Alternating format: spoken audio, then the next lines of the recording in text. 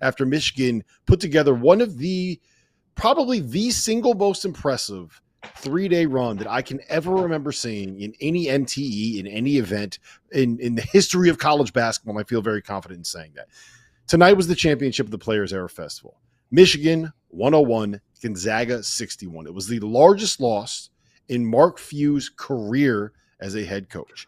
They trailed, Gonzaga did, by as many as 46 points. In this 3-game run, Michigan won by an average of 36.7 points. They averaged 99 points per game in 3 wins, while also being the number 1 defense, according to Ken Pom. And they are the first team ever to play back-to-back games against AP top 25 opponents and win each of those games by 30-plus points. My name is Rob Dawson. You see Justin Jackson there with me. We have Jeff Goodman, who was courtside to see what I'm going to call the ass-kicking of the century. Jeff Goodman, what can you tell us about Michigan? What can you tell us about that win? I mean, I'm still in disbelief what I've seen, in successive nights. I watched them torch Auburn last night. Absolutely crush Auburn, an Auburn team that turned around and beat St. John's tonight. But what they did tonight to this Gonzaga team, a Gonzaga team that many of us felt like might be the number 1 team in the country, might beat this Michigan team tonight. A Gonzaga team that has been clicking on all cylinders coming into tonight. And again, I don't know what word we can use for this because I don't think mollywop even does it justice. They could have won by 50 tonight.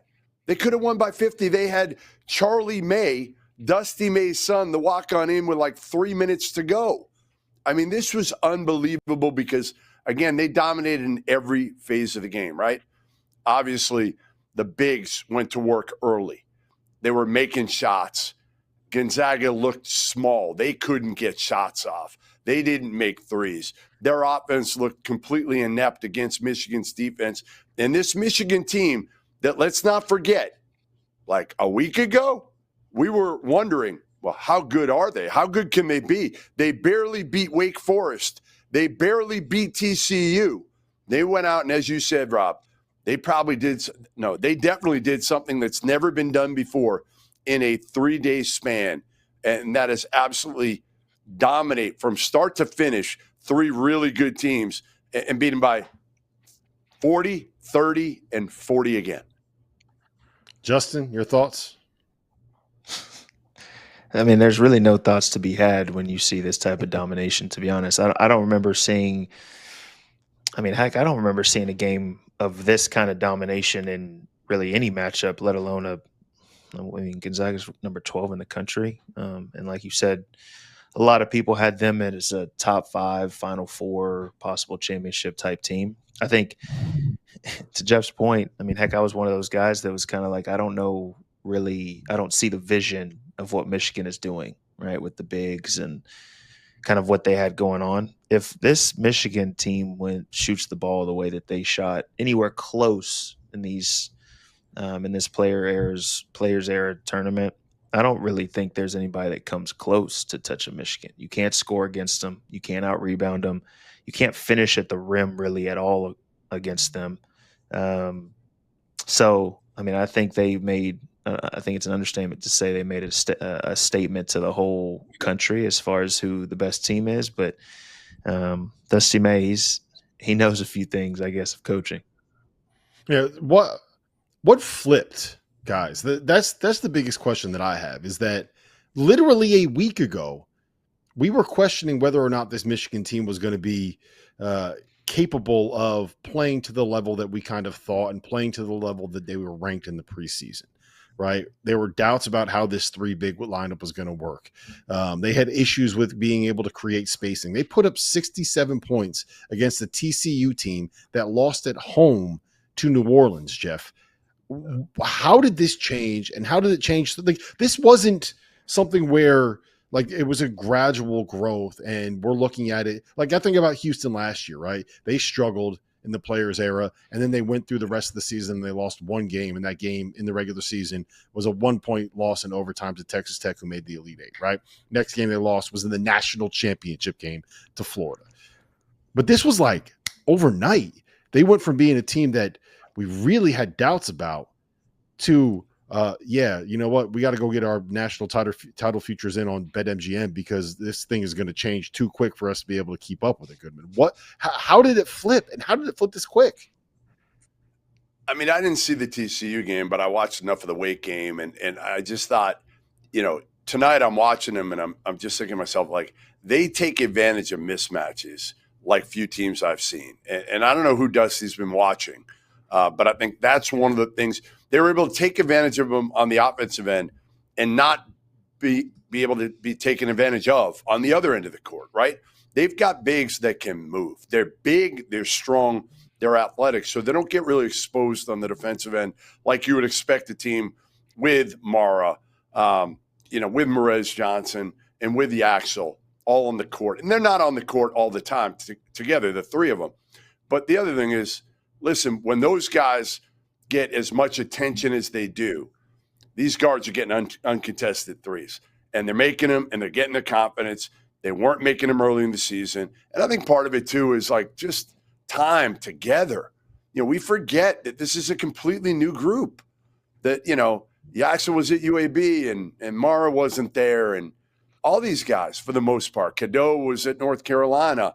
So it's just crazy because I think everybody didn't just question the three bigs. We also questioned the perimeter shooting. And they have made such a statement this week that, yes, they deserve to be ranked number one. I don't know if they will be over Purdue, but damn well they deserve it. Justin? Yeah, I think it's, for me, the biggest question mark was how does the three big lineup evolve, right? We talked about Yaxel was basically the 4-5 before he transferred to Michigan, right? And so now you have him playing the three. And I think tonight, when I watched it, he looked comfortable to the point of this is the position that he plays. Like, this is where he's supposed to be. That's the feeling that I got while watching him play tonight, and really the two nights before as well. But if he's able to play as a three-man at the size that he has, the athleticism, the versatility that he has, while also having guys be able to space like Burnett. I love Trey McKinney as the freshman coming in, Gale coming in. If they're able to space the floor and knock down shots, Jeff makes a good point. When the bigs are that active early on, and now these guards who maybe aren't considered, knockdown shooters, now they have that much more space to shoot a wide open three as opposed to a more contested three, then the percentages skyrocket. And so it's hard. I don't know if I'm going to sit here and say that I expect them to shoot the ball the way that they did over these 3 games throughout the rest of the season. But like I said before, if they're able to shoot anywhere from 35 to 37% from three the rest of the year with the size that they have on the inside, I think that's where this team it takes themselves from struggling against a Wake Forest and a TCU to now I don't see many people really touching them, even teams like Purdue and all the guys that are at the top. Yeah, just to put it into context, in these 3 games in Las Vegas, they were 38 for 95 from three. That is a crisp 40% from beyond the arc. And I think that those numbers probably came down a little bit because a lot of those threes that were taken in the 27 minutes of garbage time that we had in this game were missed.